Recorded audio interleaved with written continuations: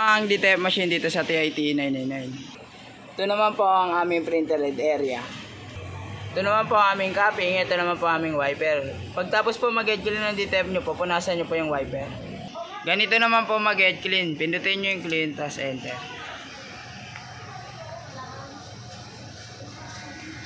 Ito naman po ang nozzle check ng DTF machine po namin. Ito po yung white, ito naman po yung color. Wala naman kami in-house order. Pending naman po namin good for 2 hours. Ang branch fulfillment ngayon week ay 49 meters. Ang ink system naman po namin tama lang. Ito naman po ang aming waste tank area. Last dispose po nito kahapon po. Ito naman po ang aming ABR. Meron siyang 220 volt. Tapos ito naman po ang aming ground wire. Nakadikit po siya sa wall.